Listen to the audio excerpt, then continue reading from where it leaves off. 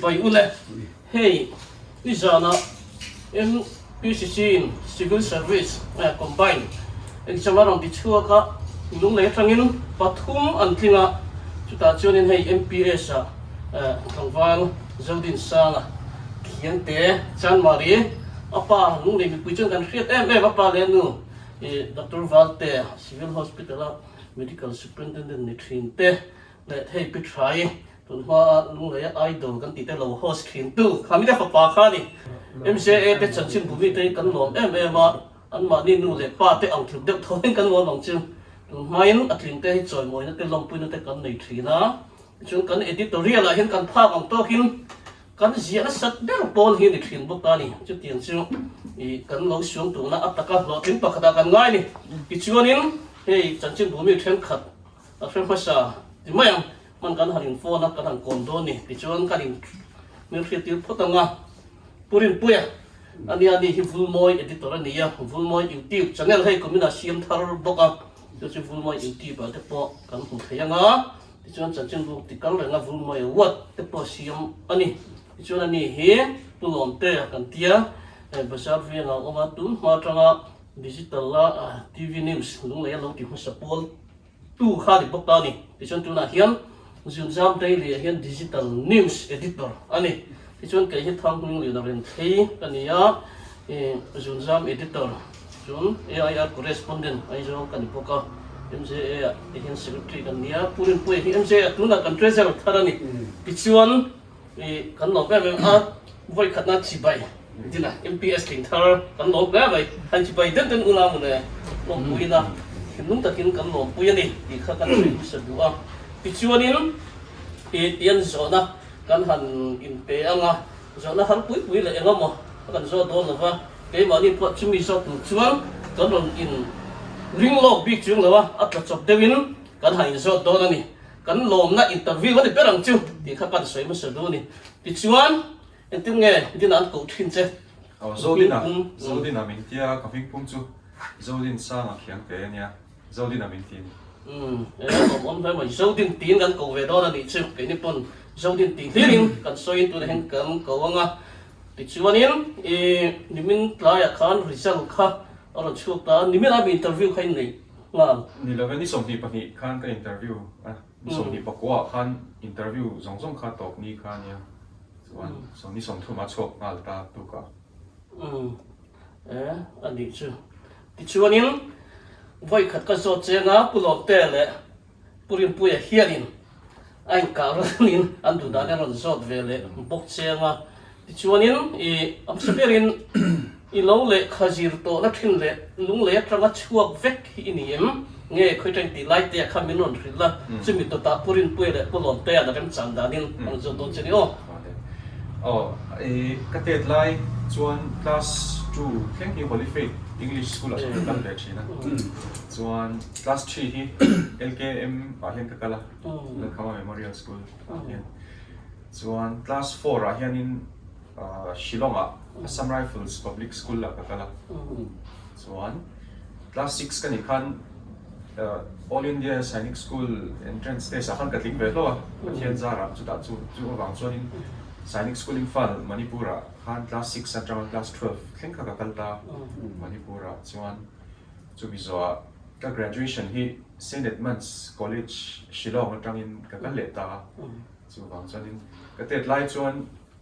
lung le chuan ka kal ve nge ni a ma se kan nu de to chuan lo pui ting ve tu nu de chuan in phai lam chu ka zir hem zo ani ani ta chu ya kan zo ve chen trong thì tôi nói mấy dia MPSC i khan i first option ani ti le ani lo chuan voi engza ti be na nge tun tum hi tia kha ni ta se tin chumi pa chuan MPS a hian emo tun tuma hian position kha a soi them ti kha kan zo na chong thum kan zo dang je ma saberin MPS kha ka second choice ania first choice kha MCS ani pe a se Sainik background ka lo nei le sipai school atanga chuak kani na de hian MPS kha ka second choice ania ka tu lu tu thaw chu wang chuan in pathian mal som na leo ani in ka hria ka du tak min pe pathian in ka lo lu to ka chuan in a dot le chuan in tuna ka rank min zot in ka hria oh right 29th na ka ni ta pathian zara chuan khat le kha tun chung hi voi khat be lai chang nge voi exam ni be ka voi ni be na ni ta voi ni mo voi ni na ani ta ni kum khan main za khan in katlang katling tha ting lo ta amara chu tu chung chu katlang ve thlau ni pathian zara ani tunai ti danang deuh min coaching kal tiang vel kha ti ve Mizoram tak hi chuan coaching hi kakal tami alova Delhi a hian kakala coaching hi Rouse IAS ti Delhi a Rouse IAS study circle ti a hian kakala chu online ni kakala ni chuan ka optional atan hianin a hran pain Delhi a ka chu chuk le optional bi ka chuanin Delhi a kakala amaro chu general studies paper kan ti khami tan ka chuanin online ni kakala ni IAS te poi lo be ve to ti na UPSC lam kha ka tum zo china ba khan ka tum ber alo ni ve china ba khan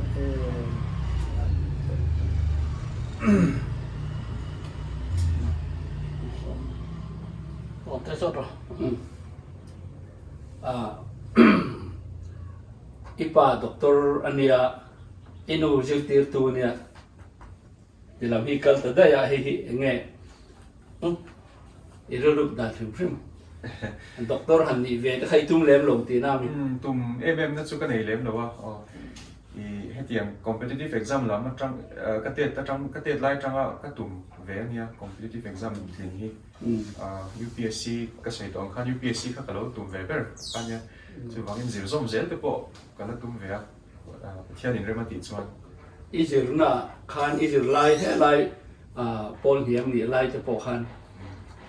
inu le pa te hian idu na ta khan kal tir thei che ni sem min support try ame ma ko nu le pa in enge ni i coaching chu ta chun ka kal do ti te chu mi material chu ka du chu mi le ka pu chu ka du ti te ko hian in min pe me zela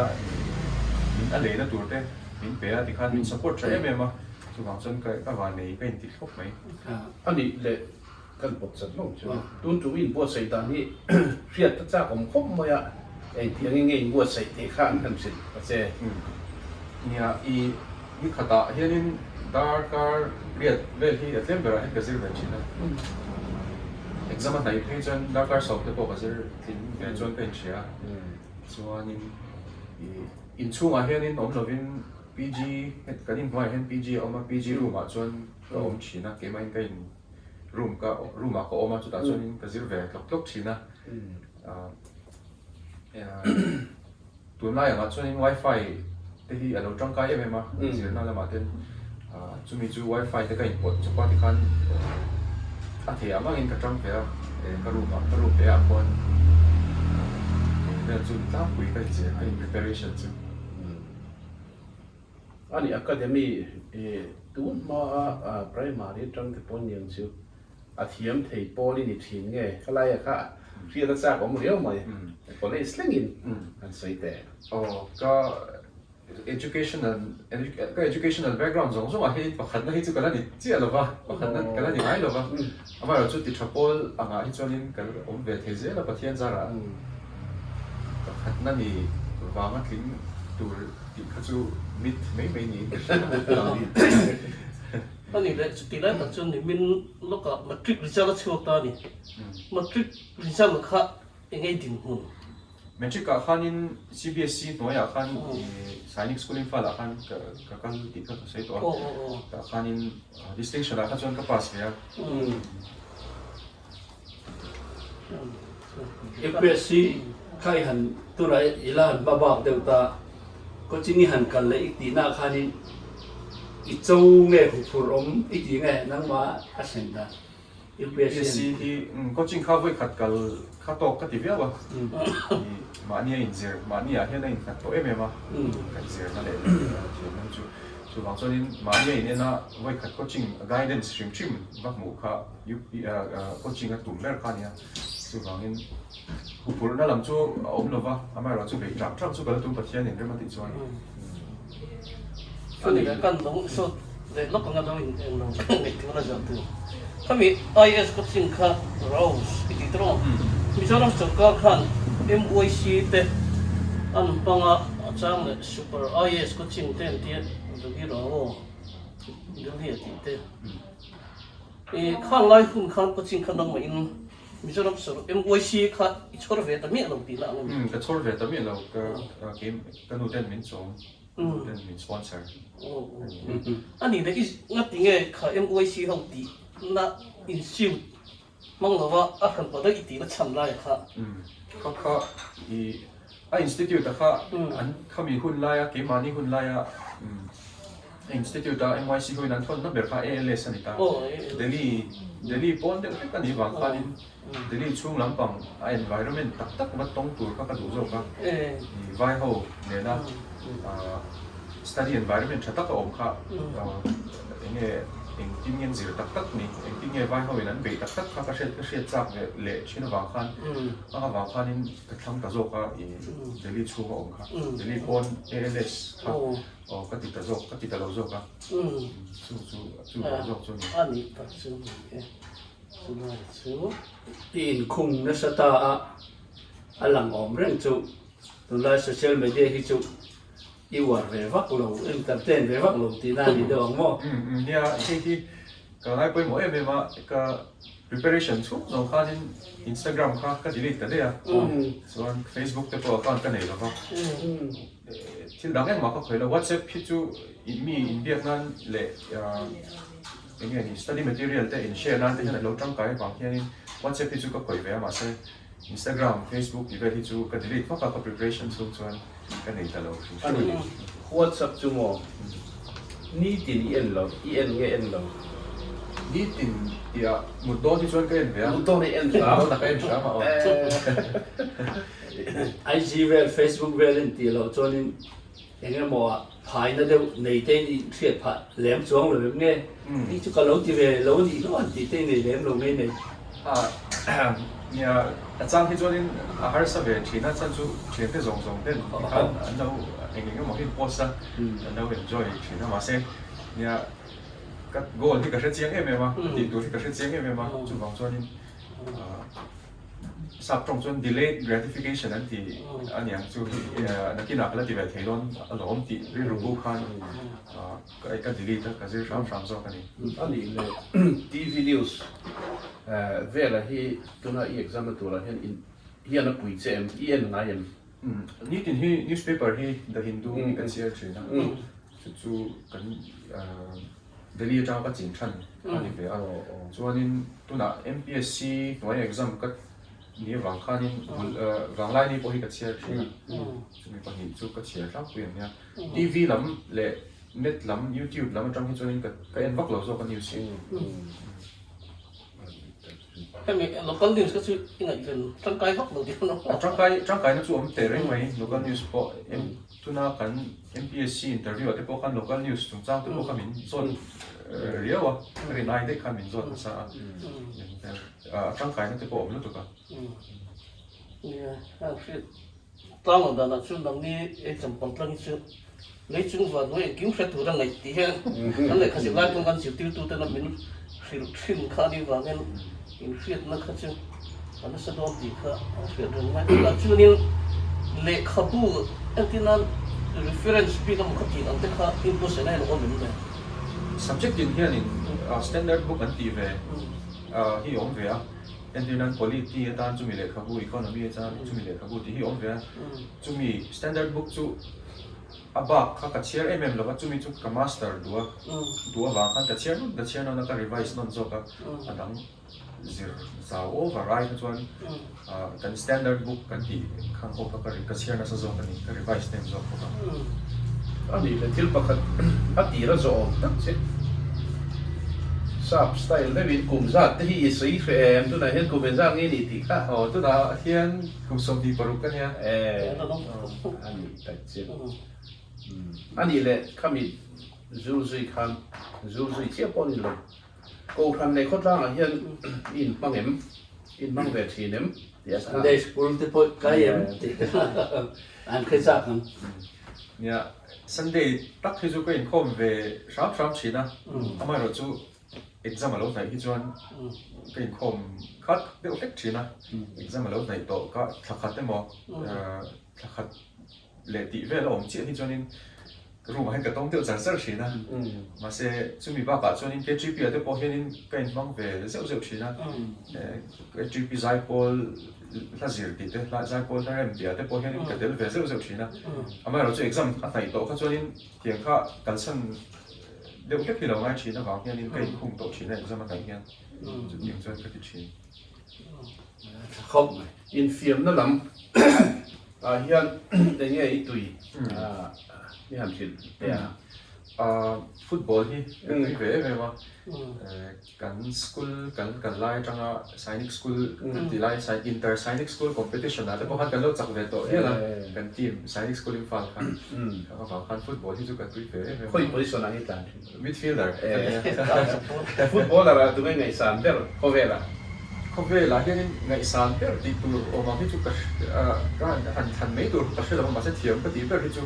Messi, Nivea, Lionel Messi. Cái là cái gì chứ? Miso football là bạn, tụi này. Miso football là cái cho nên tụi nó cần là cái mấy liên doanh là sang thế, lúc lấy mình nghe đi vắng nghe, cả sẽ chiang về mà là mà trong bộ phận cái đầu sẽ về được, tốt à. Police officer khai ni don ta ina tu kachu a hiat reng ta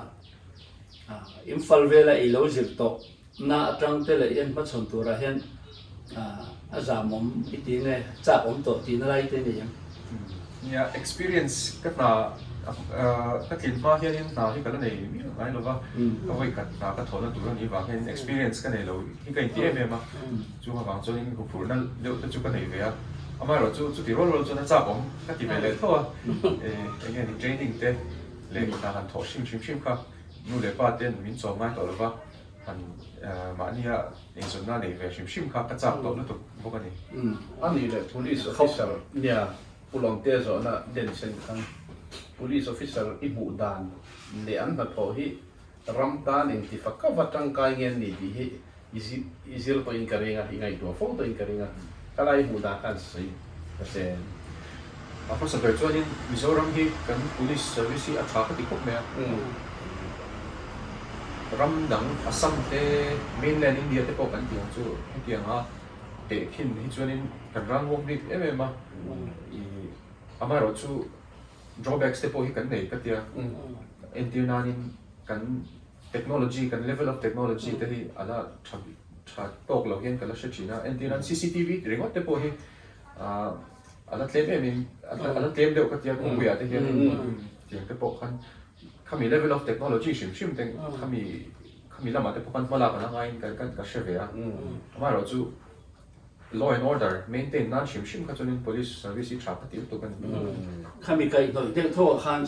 cyber crime ti te po kha in ma chho tur ran ta khalawa khanin in fit phap to in fit ve in sian Pathian Sara kan capacity building training ti te kan ti ve ma kan GS kan lo zir general studies kan lo zir am to kha chu ka she ve to chuan kai she ve Pathian Sara amai ro chu alo kha poi mo to mo tu nai chon Chu ngày hôm đó con sống lại tu chứ MPS ni tu ten MCS ni tu ten ten cái ten ice ni tu chứ mi subject chu kada don science kada don doctor je tu chon science ten ta full fa te kala ta kai subject combination ka la sui lo wa tu na zil lai no tong tam tak tu khiat ta to khan class 11 le 12 fa hian science kala science ka ko ka subject combination ka physics chemistry maths biology le english anita chuanin khami tu khanin doctor kha voi khat kha chu ka pe ve a need exam an ti kha enge mo kha chon thlin kha chu ka nei ve ma se enge ni competitive exam lama kal tur ka ni anga kai chiat te ba khanin ka ti ta lo shim ta itum ding ve ra chu pro chu arts line la kain le ta de ya chu ma bang chon economics ka la ta economics khan ni ti ka graduation chu nin master is chu chom khen zero ta lo shim master so na tak se point machine BA trong ko hana ni thei MBA ni kher kha ngai lo gira ba fer ta la thata mo Phía pass đó cho nên kiếm khắp là hết dòng thị với ni e đi chia còn phía tầng ngay này thil pakhat thalai nan seduin karinga kan rama zirna kal thung hrim hrim a hi mu dan hei a engemo mi engemo zat chuan tai matakin an zir thova chu ti lai chuan kan ram tin mun zirna he tak niam me mani ti te thalai te ril ruwa po zirna lama mason na le thei tok chuan na he tak niam ni in an soi thina engei mu dan hring kan rama zirna hian sei te Hoa sở về cho nên thiệp tất tất tới bộ hình ông về thì họ có sẽ chia na thì cái mà như bé sáng ngay bộ cái mà thì trả tới bộ ông đó là ama rồi chú nhà trả lại ina vai hậu cần phục lâu na đâu cần thì chú về tất tất na thì anh vai hậu thì chú anh thì tất tất cái gì thì khác để đi các dụng chú khai nên cả lâu không về á chú mấy bà cho nên vai hậu hiện anh focus na em chú conceptual clarity anh tìm hay conceptual clarity deeper understanding of subject matter anh này try em cái tiếng vai hậu hiện Mizoram mà hiện road learning by heart làm bằng trong hiện cái nó có điều mà thì cái tiếng Việt na khang conceptual clarity là mà hiện cần shift thì anh ấy cái shift là cái mà cái lâu ngày đàn về mấy chọn khang cái ngày đàn chúng mình phải đều mấy cái shift ani le education is all round development ti hi engei mu dan anh ấy thế đấy cái shift chân chú sai đi làm cần số cái này bằng khai thì có curricular activities đấy cần thiết thêm mấy mà debate the quiz the những cái cần thiết nó sa cái gì nó bịa ba cái football the ball chung cần thiết nó sa chung competition có curricular activities là cái cần thiết nó sa em all round development thì apoi một lúc apoi một cái này do cái nào cái giờ tụ lecture chứ cái rồi lòng chứ sai ní cái cái culture cái người để phát tâm để phân phát tên sự nó chứ sipai lal itu JCO ang katiyan emi army lampang hi attempt to sang he khati hai rilwa ala lang han thong ilai kha o Sainik school ka join khanin ka lu khanin ka tum bera kha civil service lampang khala ni thawa amai ro chu Sainik school ka join chan ber ka chu azir na that la wa te kan lo soi ta ko curricular activities sa ten lo tra all round development kha chat em mà khan in cái join khan ya defense lampang hoi zong ka chuan in ka join khan in wa exam ka chu vai khan chu ka pe ve to ma se NTA ka chu ka pe ve to vai khan chu ma se ka tum lo em wa khan yan ka se lo le ka tling ta la wa chuan ka thian te dam kha chu ka batchmate te po kha penon le te khan om no la tling non te khan om ke chu ka penon ta lo wa i best better NTA thing NTA han fiat la tu te se chu mai la om tu na hianin khurshid alam ti ka vai vek ani mi zo chu nom lo se hun shap shwa te potu na hian post vek to ni ka batchmate te Misalnya, misal inang kita inu te pa te để năng bát te nghe long pui na te dong thai dong thai be leng te an kan na khop mai ni zan kan su patien za PIPR là khan rồi sao khan on đó news kan khoi lai kan te po khan man ta ho an ron da lai ta rong nge ta bi ka sa ron ta ti na ga nang ni ru chang khai phia ni zan kan choi lai khan aron chu PIPR an da ru lo to khan ni phia ve phải năng phim lâu chưa mình mà đi ani chu am mi sure ro lo ni me ni chu ani PIPR khan ron publish ta pa ni do chu la ya kha ani le thil pakhat hei thalai ten nan se cha kit karinga du pui chung sa na du te yang du pui du zong di le du pui nei hun kha ek ti kum vel nge ti kha ti han hei sang ti som ti panga dia chu bi kum vel sen na ka nei ka tum vel ti theng po kha na ngai nom min ka ringai pui du zong ngai ang te rong nge ti se ami sia ti theng po kha nan se sa kan ma i an lu oma soi gam lo fa ama sa vel chen I nu pui nei hi chuanin nia fa te tan hian ti hin kan ngai to a chan a hun to riau in ka sia fa te tan ti khan ke ma tan ti khan hun kha ka ngai to nge ni ka tha ka ru le ka tha ka sen na kha ti ma tan khan ti kha hun kha om ve lo to wang khan in quý này chứ là không chỉ là lâu cái tiền đấy ok cho cái mà cho nên cái quý đủ rồi cả mình cho tiền bốc cái gì á Christian chung có ở trong cái đấy Christian chung có cái đấy ở trong cái nghề cả à bữa mà về cái gì á cái lâu ngày tuổi về đàn mấy cho nhà lấy cái thiam về ngay cái này về xe cái tiền về á mà đi được vel ẩm tự bỏ vel là mà vel cái chú rồi nó luôn trà vel trà cái chú cái đủ về hàng nghe này ngô lắm tầng em bộ cái này về em lo em听见的开始的开始是我打个日的打个什么影空的，因不得吃我来农民，看地带这样，俺们吃他一地哈达的体验，打不看。 nia dar ka riat ka ti khanin voi khata thuta dar ka riat thut to pang khan ni lova อันเป็นโควิด bel khomin ani ta zinga ka tho dar kar hi dar kar khat te ka zira chuanin chhuna ka zir le ti khan dar kar li te thingpuin te lo huna chuan tlaya ka zira choi te lo huna ti khan zana thlek khan ti khan routine daily routine nei kha apoi mo ka ti em em chu me ba ka zir zat kha ke chu kain tlok thap thlap zela i nge ni app to ma play store a hianin no man tangkai ve takin mi dang pon forest app ti ka phang thina chumi chu kan zir le kha zir chhum kha kan clock saka chuan khami app kha kan close mo kan kalsan kha chuan kan chumi forest chumi tree kan plant ta chu athi thina ni chu tiang chu ni technology kha ke ma advantage ha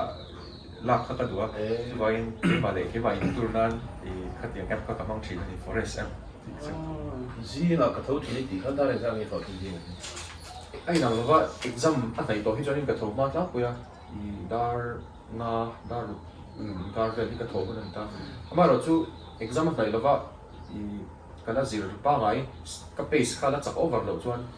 thì dar sari tôi có cái thấu về chứ. Kan số này tụi chơi chứ. Em sẽ biết face ta writing skill vel hi kan khacha dewa speed te kha I in em dong em tiran essay ya ma em men je don ta mi ma chon essay je tu het in tinga input sai da mi pakhat ko na chon essay hi je tam thut ko practice na ko kin khan mo in tinga essay in practice da Yeah, writing speed hi koi mo khati em ma ka prelims ka tin ke khan ni kum khan main sa ka tin lo ka lo ka hoi ka first attempt na khan main sa ka tin lo chan po ka writing speed a chak tok lo wang khan ani khan ka shede ba I khami nu khanin ka attempt chale ani chuanin writing speed le writing practice thado bin ka nei tong ti kha ka in shil ve a essay bi ka hianin I essay bi ka ta ka chuanin right time limit problem hi om lo tlang kuin ka share experience dang a po hianin in ka share essay a hi chuanin I phek te a hianin tian ka phek zia za tur kha tian ka chhut lok thina chuanin ta chuanin first page ka zia tur second page ka zia tur le third page a ti khanin a topic a mil khanin ti khan ka plan lok thina chu essay paper a chuanin ka first 10-20 minutes tu tiang chuan ani plan lok sa ka kin khan ka zia ka pui bo de sin khan chu lo chu a zia boya a topic a off topic de kal kha a ole me ma essay paper a hian ka tiang a plan lok kha tha ka ti khop me ke ma experience na chuan computer class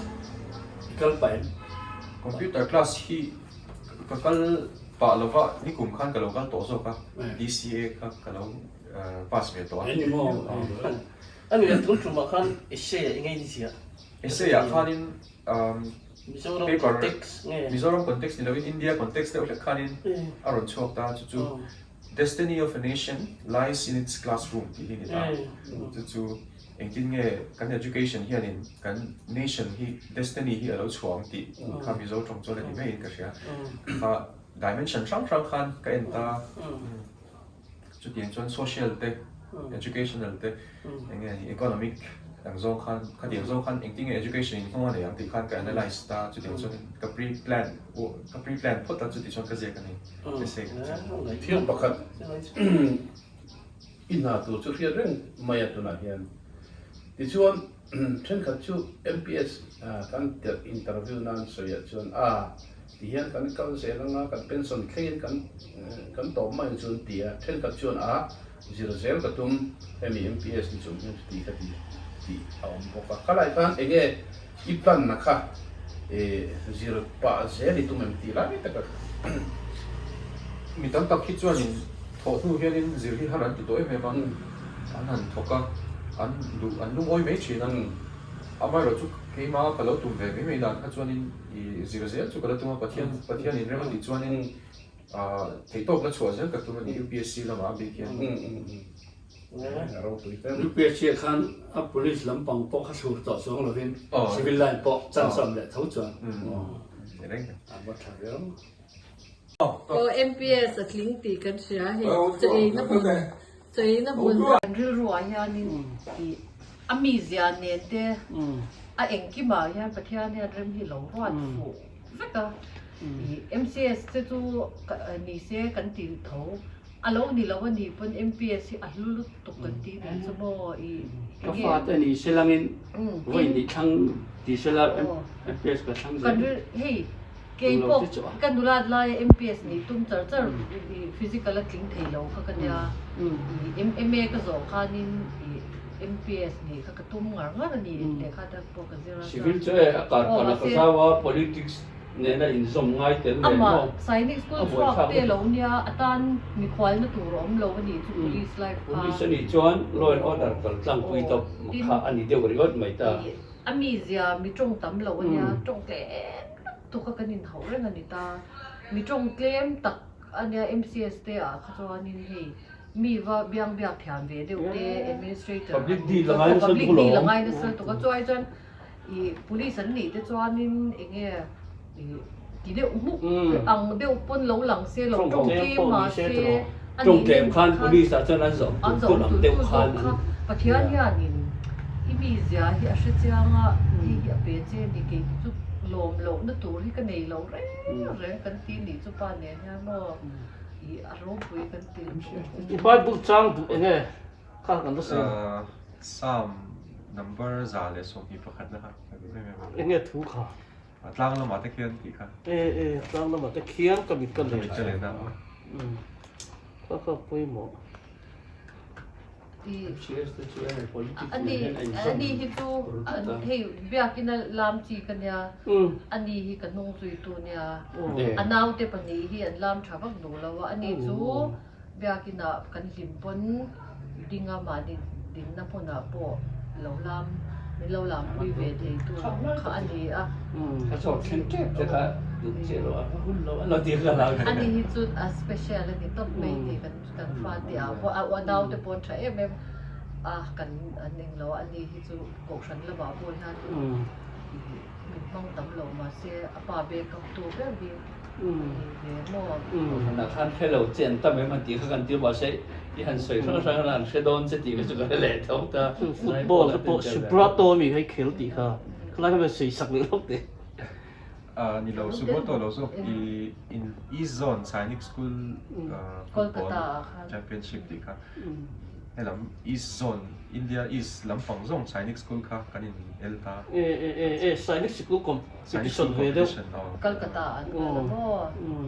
12 fa khan azir na lo kan thaw wa khan football chu lo chol san to ri te kan tia khin khel ka kan phal ta ma wa Sainik ka chu ni poka Hindi le English chu du to ni thiam ve ve don ti chiang sa ta Hindi ka man bak to mai lo wang hianin ka fluency hi ka hlau deuh toin ka hre ma chuan ka thiam thi a hlok don ha sin Hindi thiam pe chu tu na India ma chu mo Hindi kha I Hindi hi thengel don brush up ka ti reng la a tong klem to wang khan in hei tong chu sap tong te po trong chen chuan an ta ngai ai to ta ma se thiam to ania nakina an training nga Hindi chu man le tu ngai sai ni ka pe ka chuan Sanskrit kha paper pakhat kha eno mo chen ka Sanskrit kha nia ka de te khan zira ma te ro an Hindi be chu en lai pu lom te no vai mysterian dia am mai Hindi ka ni do Hindi thei lang ti ka daw to ka san pa zir le thi har to sia mo UPSC ti don chon Hindi chu angai chu hai ta TV ve lan trong hian in ha ka chei aron chok le mai le me tam hian đi tar cartoon cái enforcing kì ba lung lei china kan se ta khan lung lei tang hian akin the ni state combined competition exam sita po he heta PG hostel an neya tu ta khon zir lai te an oma heta kan hian akin the ni chu ani po PG ru pa ngai ang khan maya special big chung lo material na chu internet ani maya salai ho tu na internet kan nei an nei ko chap te khung rồi về Sita helai lung le trang hian chan ma helai trang hian a thin the ni ti lai te khamo kha poi mo khop mai chu ai giờ la mo ko ching bakala wa ti kher kha ngai lo khalai te kha ro pui rem ga ti khop mai zirna pui ta en ton tu kha tlat mai ni cái đó cho nên cũng là điểm bốc sen UPSC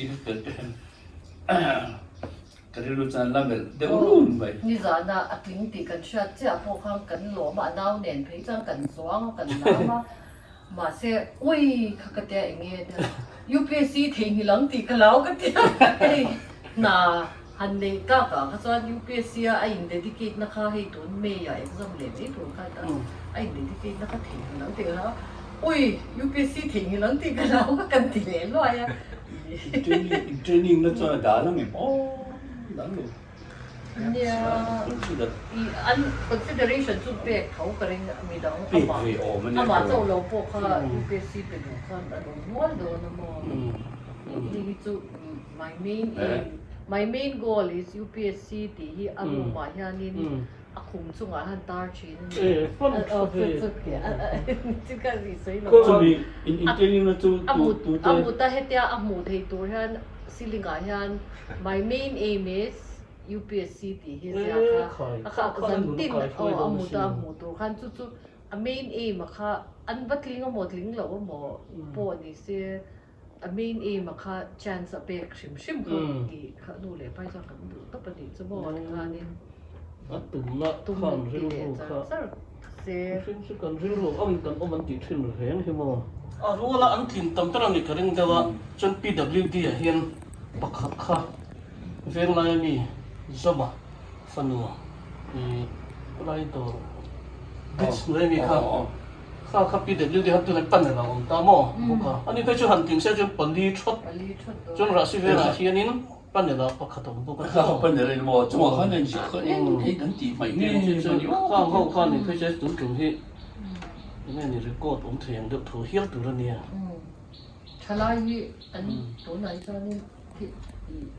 a chalo hi an om tam rol hian ti meyang le ka zir ngai sak lo ri lo te ka tia kan ti rol hian tu tia hi zir ti tu kan ni nang pon hi tun generation chho he tia en lo han chalai an har riau yang ka she mizoram future hi a bright ve chho riau yang ka ko ve tho sin rồi lâu thì lâu bị anh là tắm về an tam tu ka tin le ka zir ngai sak tak hi han en po da shat mai ke ni chu MPSC enge exam center kan nia I exam tour anong le trong zo nom vak lo nga kan ti po hian kan skula ti han mo an ron exam hi an tam the lu tuk ti tak deu hi chu be lung le ringot anga po hian ka ti me china I enge kan future hi a chelu tuk lo thala hi an har ve lu tuk e ho ro ma chin khan kan sei lo wa khoi sin to teng exam government chu poi mo long he mi center tra de ni chu lung lei center tra nge chu lung lei center tra ti a voi khat na ni hiam lo mo pitra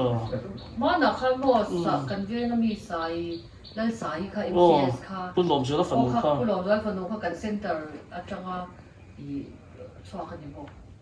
chu ti chu MCS tum khan mo ke ni lo kha kan lo ve lung lei center tra in pat ni chu kan in ji ting ta ti na hot maya kan fiat thei chin ani chu kan fiat sil mai thei ya ko ko mai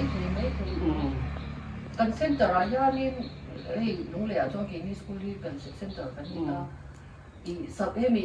enge MCS ti te combine kher lo po group B exam te mo rin a hian lung le mi hi etiang exam pe hi an tam je lu tuk to ni chu hey alo mo ka ti ke ni mo I chala hi an har vì nhớ tổ này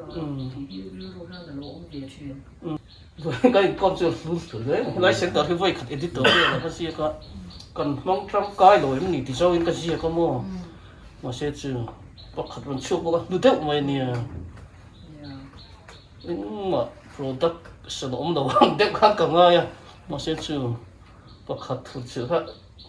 anh service là bóc khát khăn ra thế này kỳ coi từ nó mà khát tôi đang han trong cái này anh là ông thấy mày hay đi là MPS hiện thao cái này á thì hiện hiện có nó cũng thao thức mấy cái này thì hiện hiện bảo thức mấy cái cổ má thiếu tu tế bế sĩ ông có cần cho chuộc lồng mấy thì anh bảo là in lom nó in có mà đi tập vào hành đi là nó kia là thằng có in ai rồi rồi tập bọn bị đào thêm mà đi tập bọn cần nó thì về để mấy thì cho nên luôn tức là training thêm mà professional mà tập bộ thì sẽ tụi khán in đủ sắc là cần phải đó begin đúng là chân chân của mình để chọn cần chua cái này thì khác cần sấy nó để đó này anh đúng để pa tên là back up down để cần free mà nó update down để bộ thì khán cái này con nó tối thế cần free chứ mình rất bộ chứ lọc bụi thầm nên cần free cần lọc đấy